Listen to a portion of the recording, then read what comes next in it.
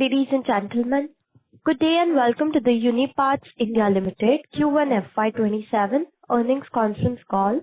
As a reminder, all participant lines will be in the listen-only mode, and there will be an opportunity for you to ask questions after the presentation concludes. Should you need assistance during the conference call, please signal an operator by pressing star then 0 on your touchtone phone. Please note that this conference is being recorded. I now hand the conference over to Mr. Kanav Khanna. Thank you, and over to you, sir. Thanks, Anushka. Good afternoon, everyone, and welcome to the Q1 FY27 earnings call of Uniparts India Ltd.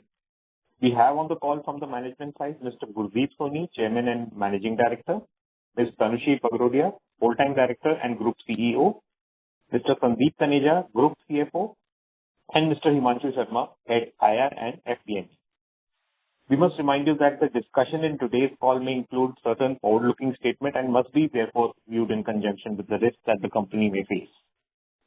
I will now hand over the call to Mr. Soni to take us through the financial and business updates, subsequent to which we can open the floor for Q&A. Thank you, and over to you, sir. Thanks a lot. Good afternoon, everyone, and thank you for joining us. It is indeed a pleasure to welcome you all to the Uniparts Q1 FY27 earnings call. The first quarter of FY27 reflects the divergent dynamics currently shaping our end markets and, importantly, how we are navigating them. Central to this is the operational rigor our team have demonstrated in ensuring we continue to meet customer expectations without exception. On that note, the restoration of the finishing shop at our Ludhiana facility is progressing well and on schedule, and I am pleased to report that customer supply has remained uninterrupted throughout. Equally, our Mexico operations are on track, with first customer deliveries from the warehouse expected in Q3 of this year. This is a meaningful milestone in our journey as a global supply partner. Turning to the Q1 FY27 performance, we are pleased to report revenue growth of 27% year-on-year, EBITDA growth of 55% year-on-year, and a PAT growth of 64% year-on-year. This performance is in line with the quarter-on-quarter guidance we had shared, but better than the annual guidance we had given, and reflects the quality of execution by the team across a quarter that was not without its challenges. The ongoing West Asia situation has continued to exert pressure on input costs and supply chains. Our teams have navigated this with discipline, working closely with vendors and ensuring that our delivery commitments were met without disruption. On a trailing 12-month basis, our earnings per share stand at rupees 39.97, and our ROCE is north of 27%, with ROE at 20%. Our net cash position at the end of Q1 stands at rupees 190 crores, reflecting the continued strength of our cash generation. Just to put this in context, when we declared the special dividend of 101 crores in October of 25, our cash balance was approximately 210 crores. Therefore, in just 10 months through focused operations and business growth, we have rebuilt to that level. Our balance sheet is in excellent health, and we continue to actively evaluate acquisition opportunities that can accelerate our strategic agenda. On the business development front, our trailing 12-month new business order book remains robust at over rupees 225 crores, with a healthy pipeline. These wins span segments and geographies and reflect continued customer confidence in our capabilities across our three product platforms, which are the 3-point linkage for agricultural and PMP and fabrications. We are continuing to invest in growing our construction and large agricultural equipment businesses, given that the small ag is already a segment where we hold significant global market share. The new business momentum is structural and we intend to build upon it. Let me talk about some of the industry segments that we work on. On the construction equipment, the momentum that started in the second half of calendar year 2025 has continued into Q1 of FY27. Infrastructure-led spending, particularly under the technology investments in the US and the government-led investments in Europe, is sustaining healthy customer schedules and order visibility. This segment is performing well and we are growing with it, supported by both market recovery and new business additions. Coming to the large agricultural equipment, conditions remain subdued, as has been widely acknowledged across the industry. Leading OEMs have indicated that current year 2026 represents the cyclical bottom, with a more meaningful recovery expected through calendar year 2027. Our growth in this segment is therefore not market-driven.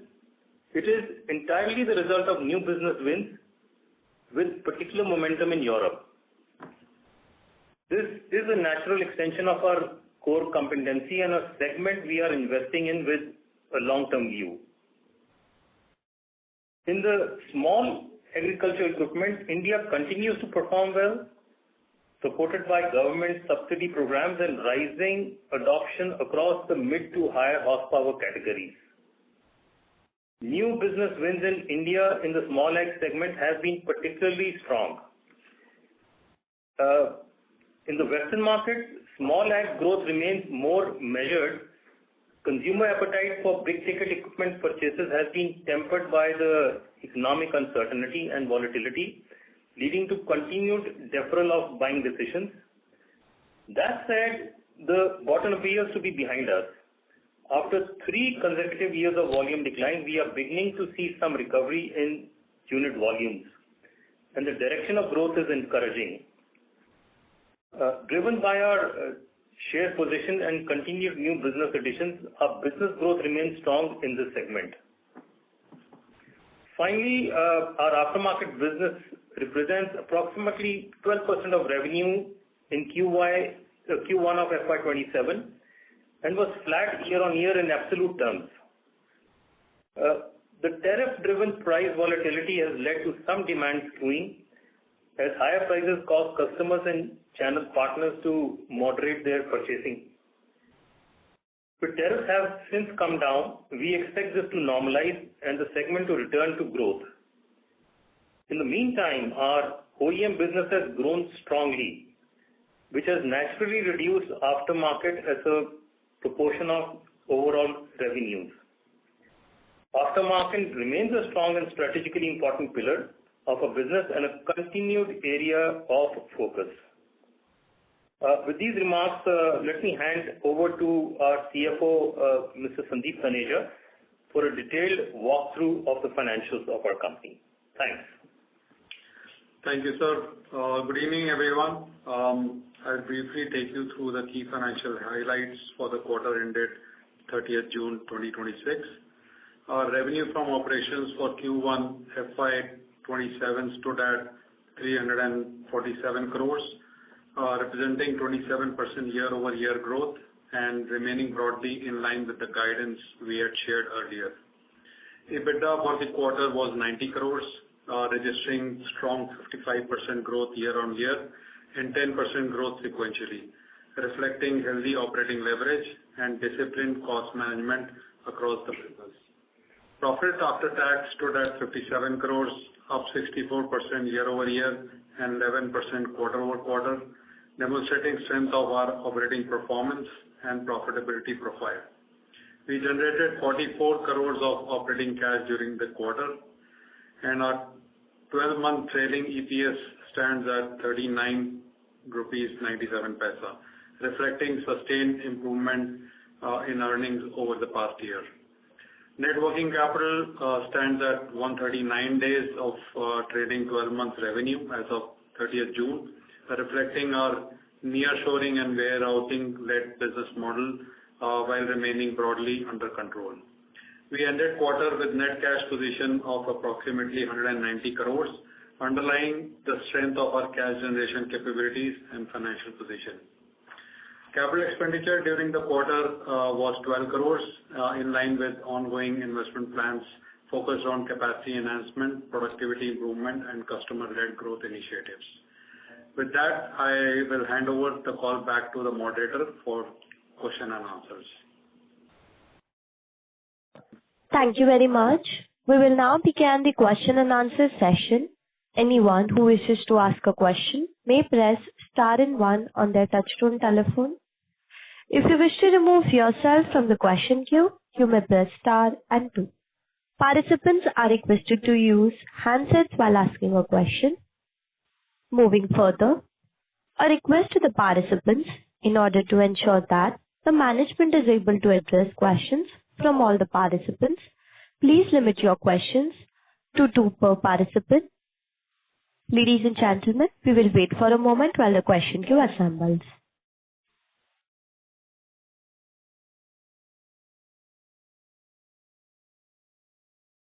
We take the first question from the line of Ashutosh Tiwari from Equirus. Please proceed. Yeah, hi sir. Congrats on a very good set of numbers. Firstly, we have seen very strong growth in the construction equipment segment for us. Do you think that structurally the segment share in or revenue will go up from here, like say what it is right now? Can this be maintained? Hi Ashutosh, Tanushree Bagrodia here. Yeah, hi. Ashutosh, you are right that in Q1FY27 the business has really seen a good growth in the construction business, which is today 45% of our total revenue. The structural drivers of this, which is the new business wins, the construction industry recovery, and the wallet expansion, are all multi-quarter in nature. And this momentum is going to be here, right?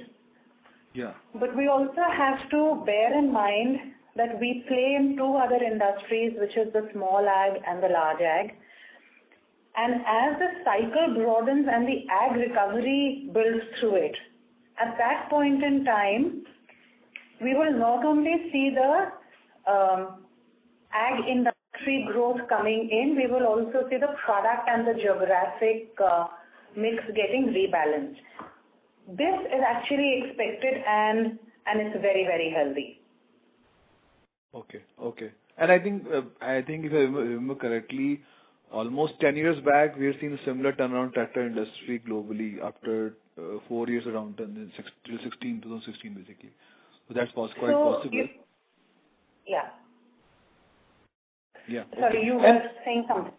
No, I'm saying that exactly 10 years back, in I think 12 to 16 again was the bottom, like say declining years for tractor industry globally, and we saw a turnaround in that in 17. So I think similar thing can happen again now after 10 years almost. Absolutely. So, okay. And is the construction equipment segment for us higher margin than tractors as a whole as of now?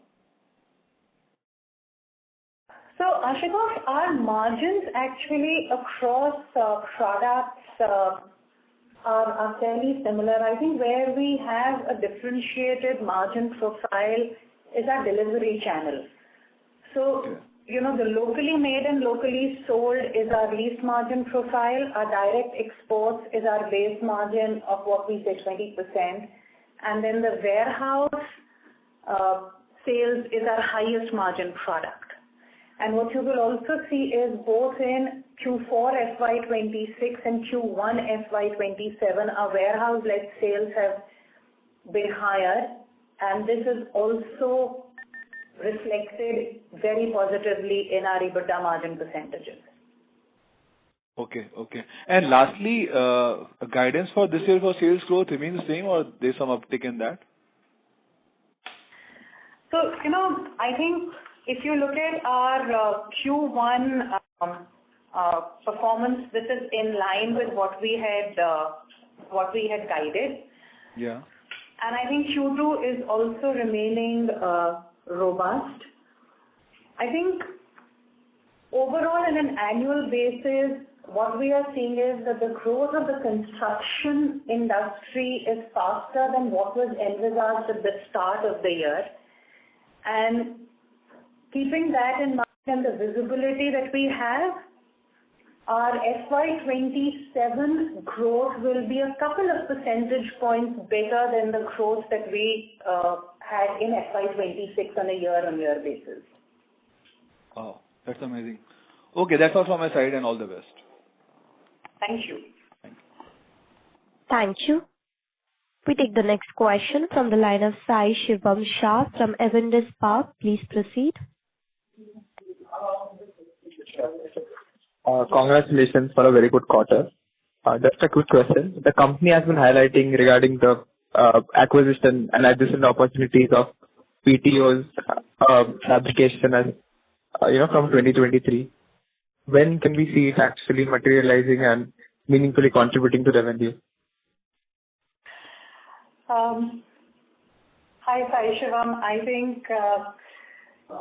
think we acknowledge that this has been talked about for a long time, and investors and analysts all want an update. The truth of the matter is that we have evaluated about a dozen targets since IPO across hydraulics, fabrication, and PTO platforms. And on a few occasions, we've been very close to making the acquisition, but the deals fell through for different reasons. A main reason for that is, as management and as responsible people, we don't want to make an acquisition unless we are confident that it will be value accretive for all stakeholders. We are not in a hurry to do something just to say that we've done it. And I think with that background, we continue to evaluate acquisitions. I think today we have about half a dozen opportunities that we are closely looking at. So the effort, the intensity, and the intention are all in that direction. And we will, come back to our investors and to our stakeholders with more information as and when we have it. Just a follow-up question. Thank you for your detailed answer. Post-acquisition, when will it get reflected in revenue? What will be the time frame, and what will be the percentage increase or growth?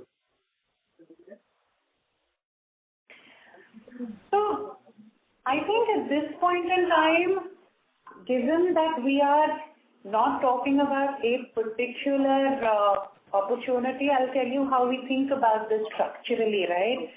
And what do we look at in acquisitions? So first of all, like I said, the broader industry has decided it has to be something where we can go back to our customers, add value, where we can use our current processes, product knowledge, competencies to grow the new business. We're also looking at something which is, ROCE and ROE accretive to us within, let's say, an 18 to 30 months span. Okay. We also want to ensure that we're looking at hydraulics, PTOs, and fabrications to add a meaningful platform, right, to our current business. And at the same time, the size has to be such that it has to be manageable by the current team. We do not want to bite more than we can chew.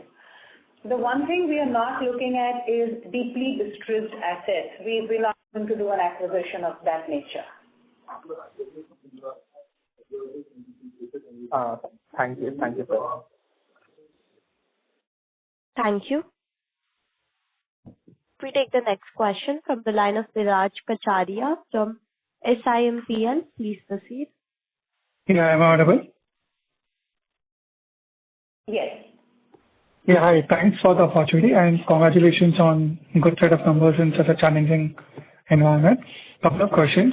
First is if you can give the contribution from FX and inventory gain in the quarter, what will be that contribution, if you can quantify?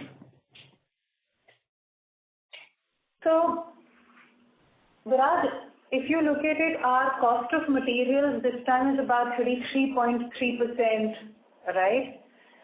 And I think it's coming at 33.3% largely because there's been a product mix change. There has been a small inventory gain that you will see on the face of the financials, and that's roughly about 1 crore. But the larger cost of materials at 33.3% is due to the product mix change. Can you elaborate what you mean by product mix? Because see, if you look at historical also, our communication has been that, it's more about the channel mix other than the segment or the product per se, which really drives the margin, lever for us. So when you say product mix, what exactly you mean by it? And similarly for channel mix, if you can give the number for Q1 versus last year. So when I say product mix, I mean exactly our bifurcation of 3-point linkage, precision machine parts, and our fabrication business. While they have similar margins, they may have different material consumption percentages, and that's what drives the material consumption percentage that I'm talking about. And like we said, on our channel margins, right, our base margin of 20% is where our direct exports are. Our locally made, locally sold is lower than that, and our warehouse sales is higher margin than that.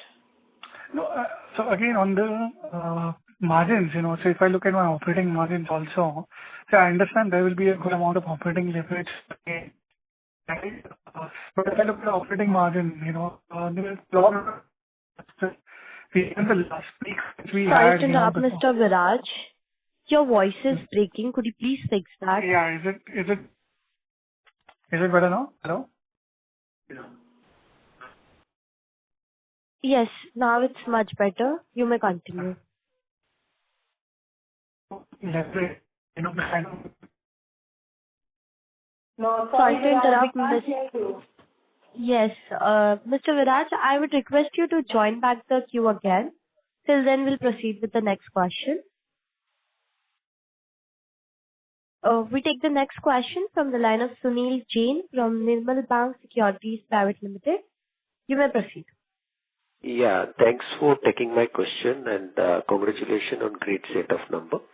My question is more on an industry perspective. You are seeing very good traction in construction industry now, and we are seeing good revenue growth coming up in the current year, and you are guiding for a good growth. Next year, means FY28, we will see agri coming back, at least large agri, which is degrowing over there in the US and all, and that is likely to come back. And the small agri also, which is just started positive, will continue in the next year. So next year again, we will have a second lever which will be running, and we can have a good growth. Is that right perception? So Mr. Jain, thank you.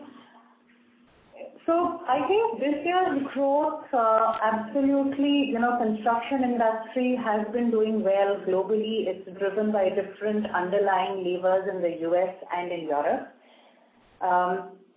In US, we said it's driven by the AI and the smart manufacturing investments and the government spends in Europe and infrastructure. You're absolutely right that the small agriculture industry, after 3 years of downturn, has started seeing some uptick. But the growth in the small ag industry is going to come in calendar year 27. Large ag in 26 is facing its trough. We expect mid-teens decline in the large ag industry this year, and again the growth will come in FY28. Keeping this in mind, there will be growth in FY28. Remember, we are coming off from a 3-year very, very deep cycle that construction and ag industries has faced, and these are very deep cycles that potentially the industries didn't see in the last 30 years. So the growth is coming back, we will see the uptick, and this will be a good growth cycle for both industries. So, considering good growth for next 2 years, you had guided cycle EBITDA margin of 21%. So, do you see that moving up because you are already at almost around 23%, and there is still 2 more years for the leveraging benefit to come? So, Mr. Jain, when we talk about 20% margins, we are talking about 20% margins over a cycle which is peak to trough. We maintain that.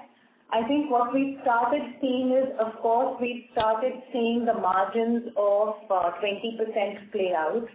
We are going to deliver FY27 also very comfortably over the 20% plus margins, right? Where they stack up, obviously, it depends on how the industry recovery happens, how much of their housing sale is there, and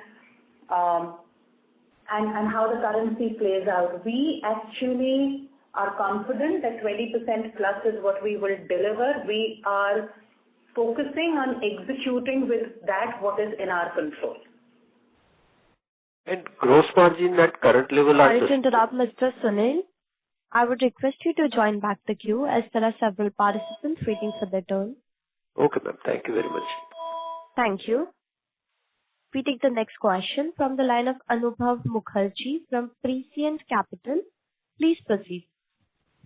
Am I audible? Hello. You're audible, but there's an echo. Is this better? Yes, this is better. Ma'am, congrats on a good set of numbers. Ma'am, historically, like our market share in large ag has been lower, and now we are trying to gain market share. So can you share some perspective on like why is the market share lower in large ag? Is it that the competition is more capable, or does it require a different set of capabilities? And what are we doing now to like increase our market share? That would be very helpful. Okay. So, Anubhav, if you see the ag market globally, the large ag market is in the Western countries, and in our home market in India, we are a small ag country. India is the largest producer of tractors in the world. 50% of the tractors are produced in India, and all of this is small ag. This is our home market advantage. So as we started out, we built on our home market advantage, expanded that globally, and then got a meaningful share in the small ag segment. In the large ag segment, we have a lower share, because now growing this it also takes time. There is a validation and a testing process that every OEM has, and as we build the products for OEMs, put them through testing and validation, the awards come through, and then the revenue comes through. This is a cycle. We've been putting in concerted efforts into that, and that's how what you've seen is that in FY26 we actually won some very good new large ag business awards, which have now started flowing into our P&L. They have also meant that customers are now getting more excited about working us on the large ag opportunities, and our focus on growing this segment continues. We are in deep discussions with customers on a multiple number of opportunities in this segment. Get that one, thanks. And ma'am, my second question is that in the CSM segment, it seems like over the years our growth has mainly come from OEMs in North America. Even in this quarter, the growth from North America and CSM segment was very strong. But you were mentioning that CFL is doing well in Europe as well. So are they are we in talks with, or do we see some opportunity to break into new OEMs in Europe? Some perspective on that will be useful. Sure, Anubhav. I think if you look at the top 3 construction equipment suppliers in the world, we actually work with them across geographies and across different product segments. That effort from our side has been growing. Of course, today as we are coming out of the cycle, there is a little bit of how different geographies and different industry segments are performing, impacting what our revenue contribution is looking like.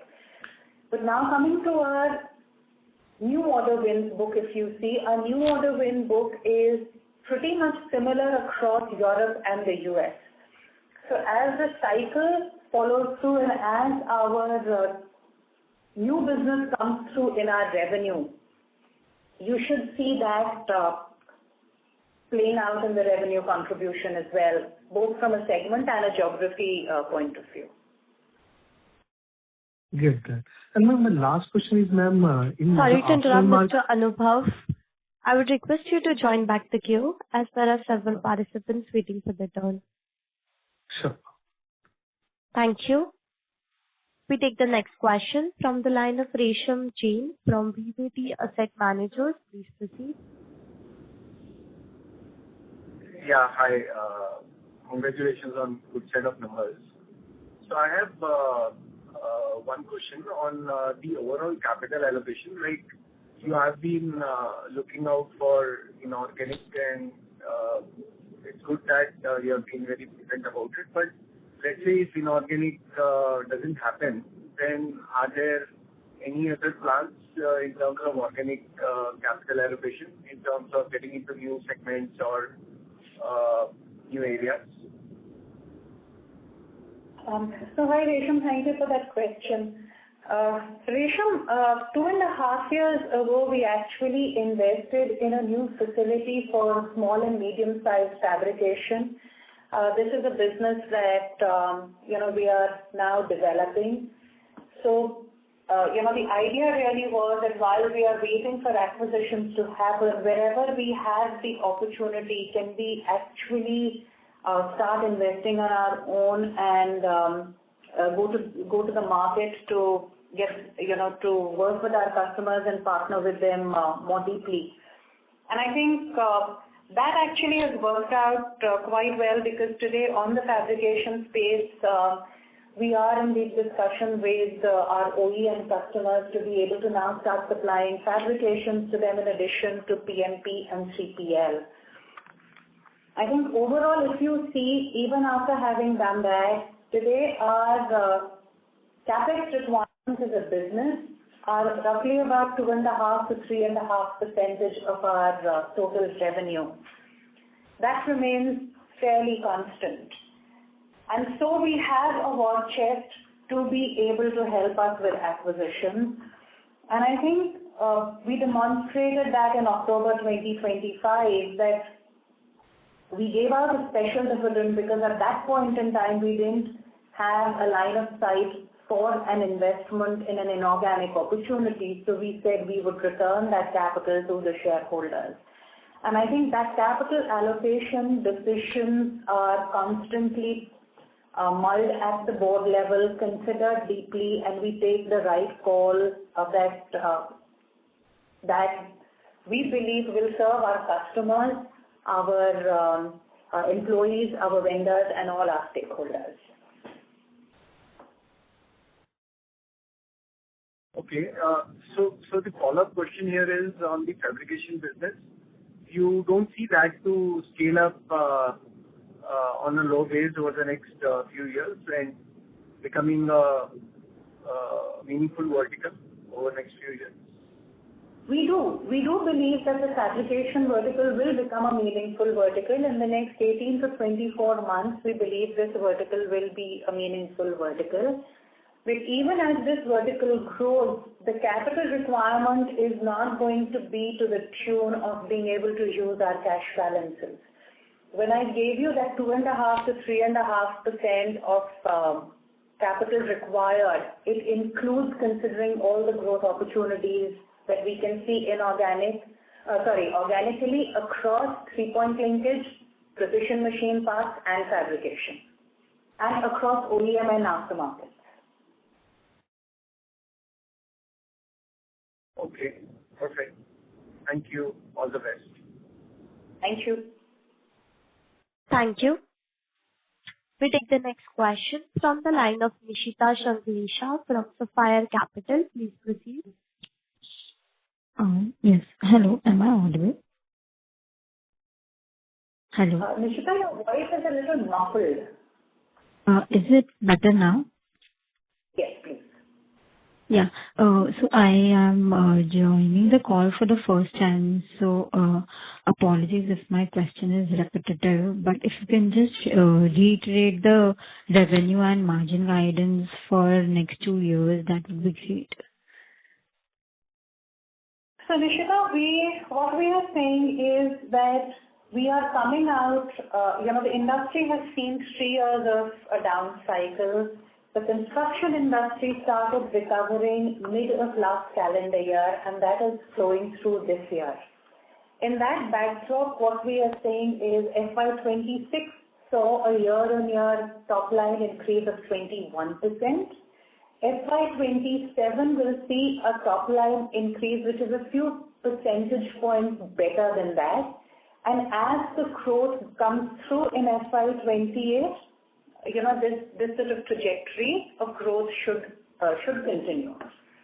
On the margin profile, we say that our trough to peak or peak to trough, our cycle EBITDA margins are about 20%. Given that we are in the recovery mode, we have seen our margins doing better. Last quarter it was at about 24%. This quarter it's at about 25%.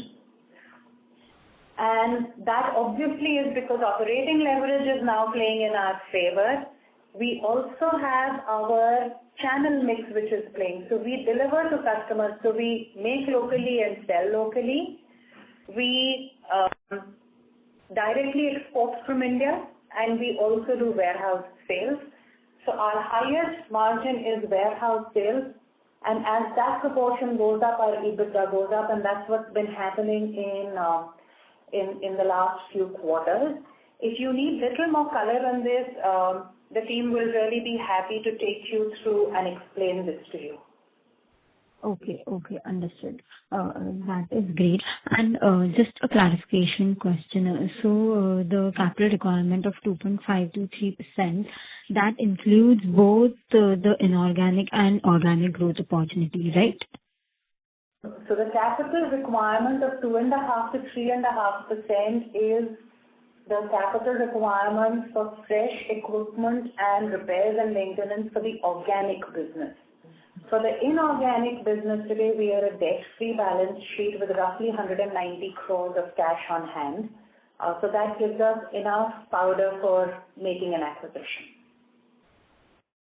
Okay. So should we have any inorganic acquisition opportunity, we raise debt? Yes. Financially, we have a strong balance sheet to be able to make an acquisition.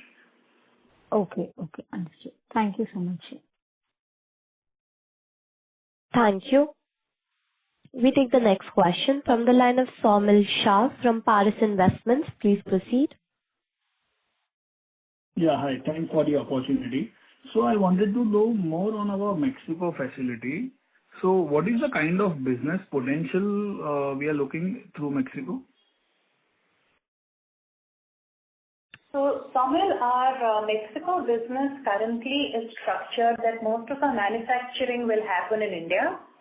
We will export from India and we'll do warehouse managed sales to customers from there. For FY27, we believe that this revenue should be in mid-single-digit $1 million level. What we are seeing over here is as our customers are moving their production to Mexico and expanding their Mexico facilities, this revenue will go up. In phase 2, we will also be considering manufacturing in Mexico. Okay. So will this presence in Mexico increase our warehouse sale and further increase our EBITDA? So our Mexico sales from the warehouse,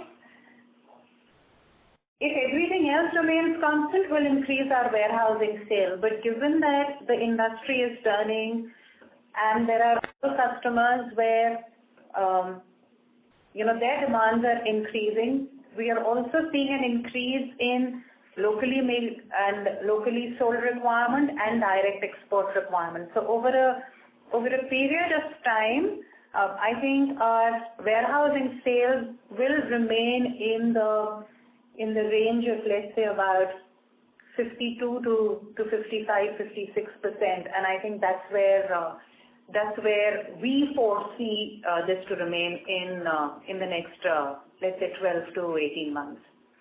Okay, correct.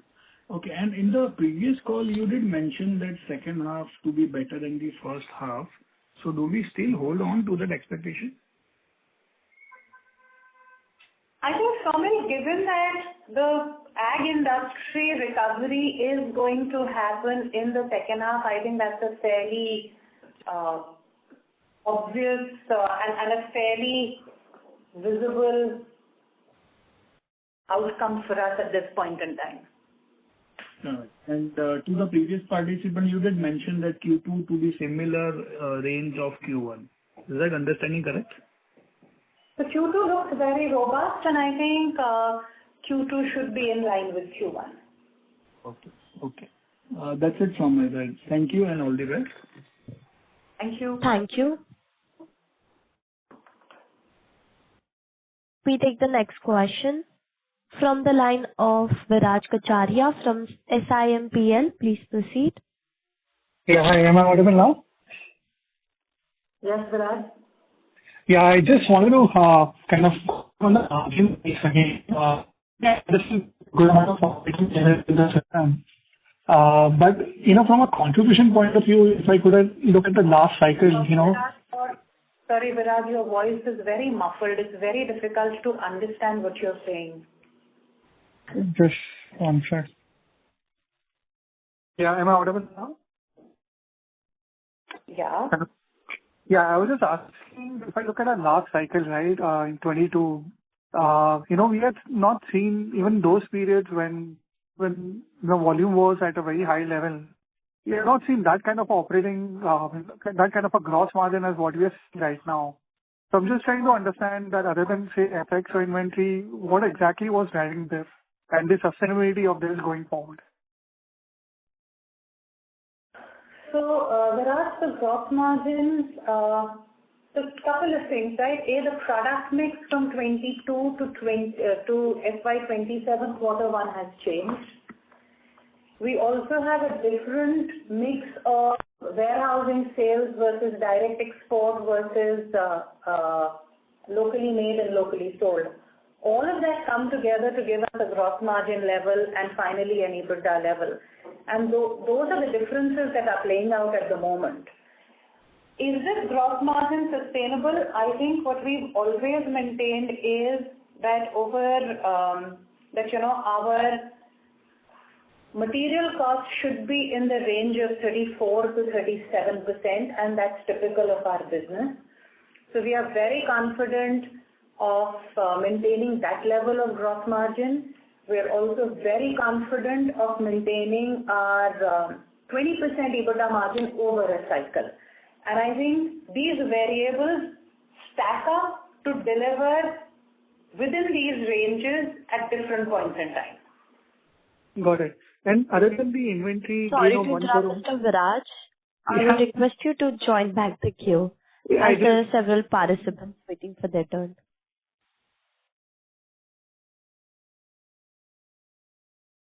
Thank you. We take the next question from the line of Ashish from AK Investments. Please proceed.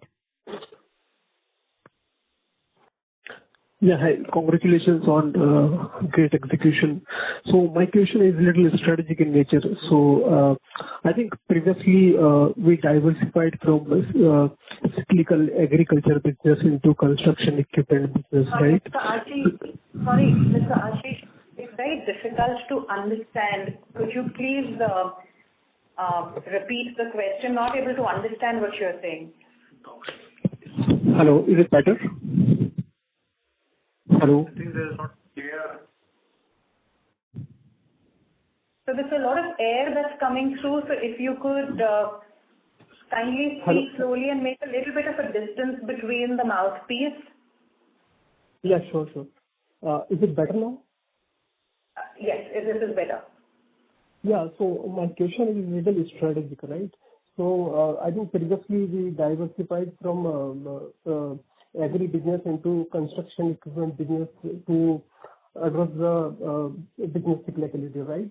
So, but that didn't turn out the way we thought, right? So, in order to address that volatility, business volatility, what are the capability are we adding, or how do you plan to address this from long-term perspective?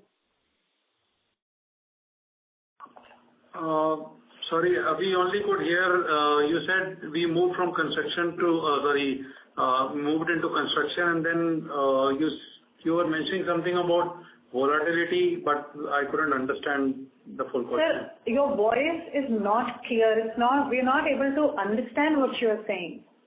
Hello, Okay, Mr. Ashish? Yeah, sure. Let me join back. Okay. Yes. Thank you so much. We proceed with the next question from the line of Anubhav Mukherjee from Prescient Capital. Please proceed. Hello, am I audible? Anubhav, you're audible, but it could be a bit better. It's a little feeble. Okay, I'll try to speak louder. Ma'am, what is the outlook on the replacement market business? Because it has been in degrowth phase last financial year and even in this quarter. So if you could share some perspective on that. Sure. I think, Anubhav, what we are seeing currently in what we saw last year and what we are seeing right now in the aftermarket is actually a demand deferral, as the end buyers have deferred their discretionary spend, right? And this is largely a channel problem, and it is driven by macroeconomic factors.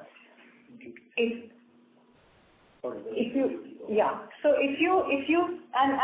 also driven. So the macroeconomic factors are largely the tariffs and the inflation right now, which has been caused by the West Asia crisis. So those are the factors which are causing the discretionary spend to be deferred.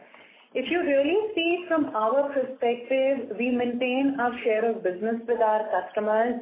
Year on year, in absolute terms, actually the aftermarket business has remained flat for us.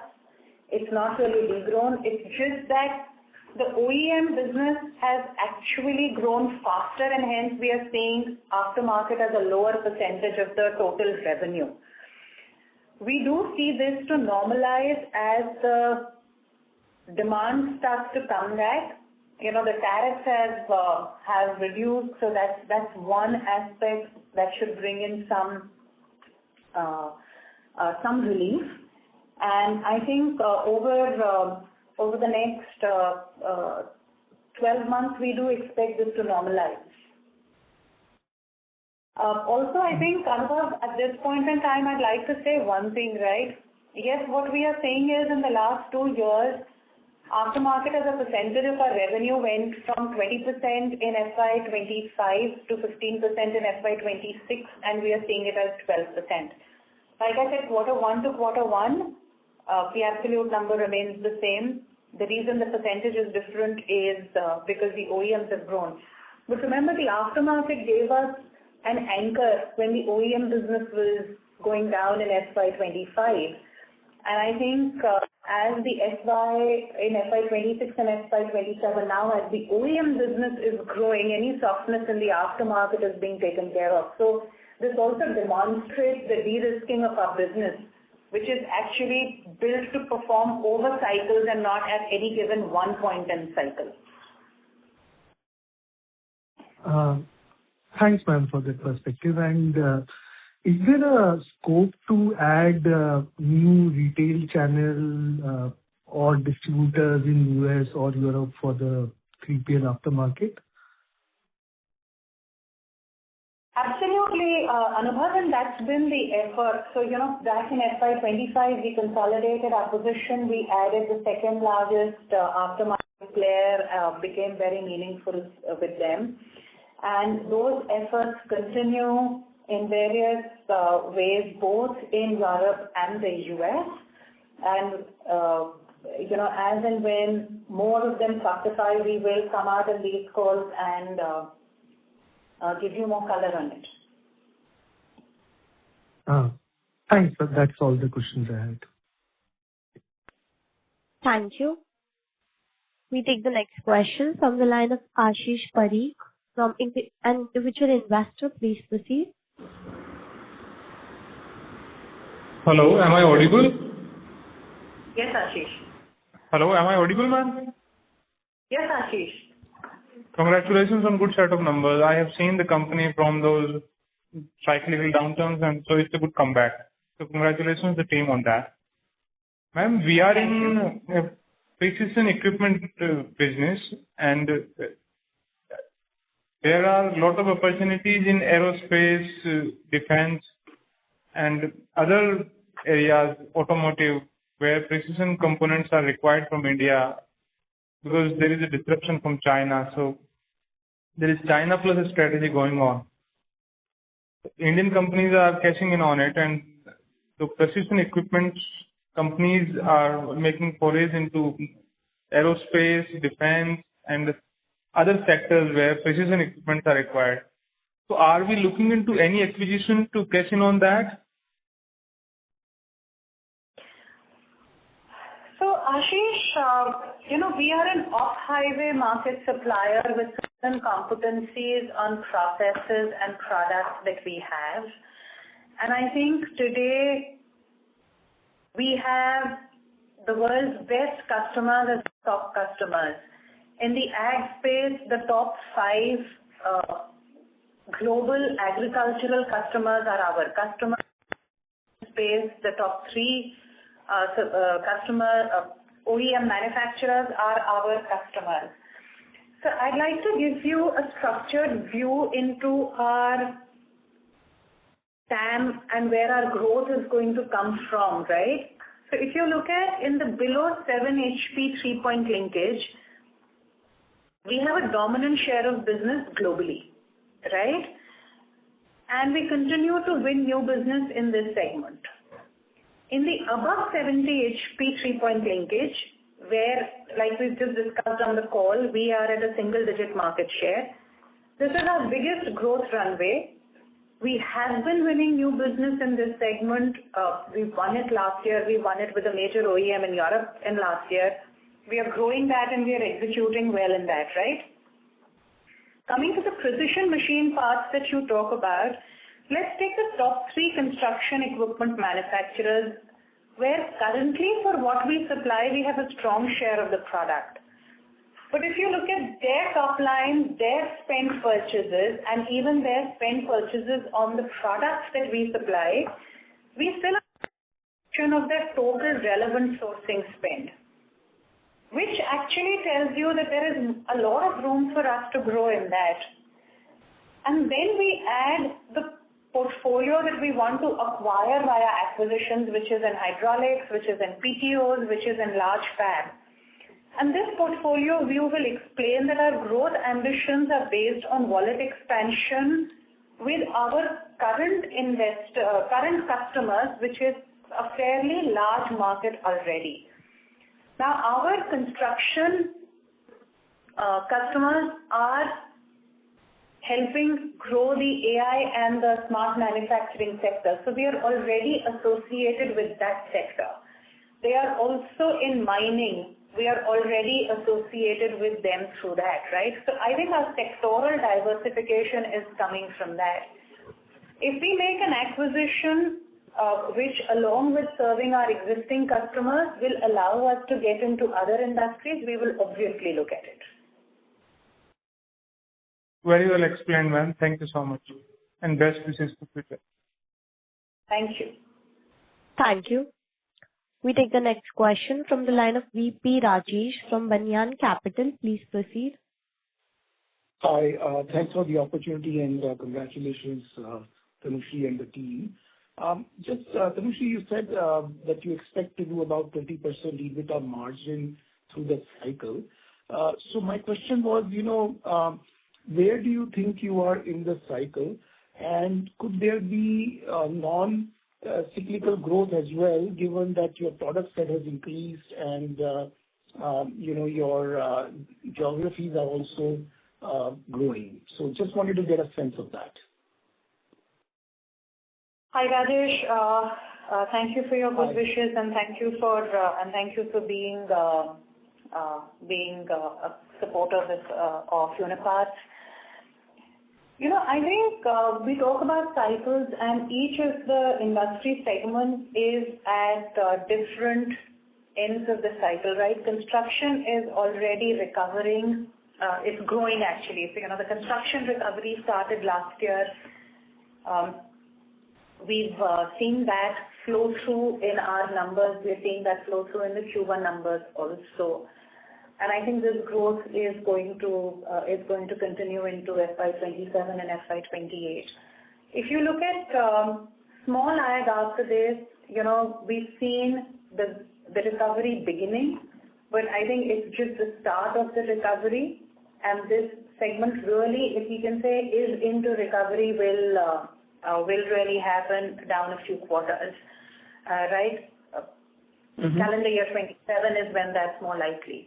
I think large ag, really 26 is the trough, and the numbers speak for themselves, right? So in 25, the large ag industry degrew by about 30%, and in calendar year 26, it's expected to degrow by about 15-16%. So this is the trough, and then the recovery will begin. And in this particular segment, not only will the recovery begin, but our new business wins, are coming through. So I think that's going to add a lot of excitement and joy for us there. I think that's where we look at the three segments. From geography standpoint, of course, different geographies are at different points of recovery as well. I think the U.S. ag market is obviously the most hit. Then comes Europe. India on the ag side is doing actually very, very well. And Japan is stable, the rest of Asia is stable. What really will flow through for us in determining how industries and geographies play out is where our new business fits, right? New business wins fit. And to that extent, our new business wins are equally spread across Europe and US. Of course, we've got new business wins in India, but majority of our new business is split between Europe and US. Our new business wins are also split almost equally between ag and construction industry, right? Now, in that, our focus is really on large ag and construction because the runways over there are much higher than in the small ag space. From a product portfolio standpoint, of course, 3PL, PNP, and now we are also focusing on the fabrication product portfolio. So again, that's where we are putting in the effort. So that should give you a little bit of a structural approach to how we see this moving forward. No, great. Thank you. That was very nicely explained. All the best. Thank you. Rajesh. Before we proceed with the next participant, participants, please limit your questions to one per participant. We take the next question from the line of Ajit Sethi from ICO Quantum Solutions. Please proceed. Yeah. Thank you for the opportunity. Ma'am, can you provide the channel mix contribution to revenue in Q1 FY26 and similarly for Q1 FY27 and similarly for Q1 FY26? In Q1 FY27, our warehousing sales was roughly at about 56%. And in Q4 you want Q1 FY26, is it? Yeah. Oh, yeah. And in Q1 FY26, I think it was roughly about 50 to 52%. That's where it was. I think our locally made, locally sold was at about roughly 25% Q1 of FY26, and which is roughly at about 22% in this quarter, and the balance is your direct export. Thank you. Thank you. We take the next question from the line of Sunil Jain from Nirmal Bang Securities Private Limited. You may proceed, sir.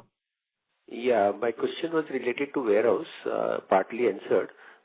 So right now you are commencing the operation of the Mexican warehouse. So that is likely to increase the share of warehouse sales from Q3 onwards. Am I correct? So Sunilji, if everything else remains constant, the percentage of warehouse sales will increase. But as the industry is recovering, as order books are growing, there will be an increase in the direct exports and locally made, locally sold as well. So the exact stacking up will depend on how each of these channel mixes are growing depending on industry and customer demand. But I think we do believe that the warehousing sales will be in the range of the 52 to 56%. Okay, great. That was my question. Thank you. Ladies and gentlemen, we take that as the last question for the day and would now like to hand the conference over to the management for closing comments. Over to you. Thanks a lot. I just want to mention that the Q1 FY27 is an encouraging start to the year, and more importantly, it is a start that was earned. The same discipline and customer focus that carried us through the challenges of FY26 is now translating into growth, and that gives us confidence that we will improve on our earlier guidance for the full fiscal as we look at the quarters ahead. We are building from a position of strength, a strong balance sheet, robust new business momentum, and deepening customer partnerships, and a team that has demonstrated it can deliver in difficult conditions.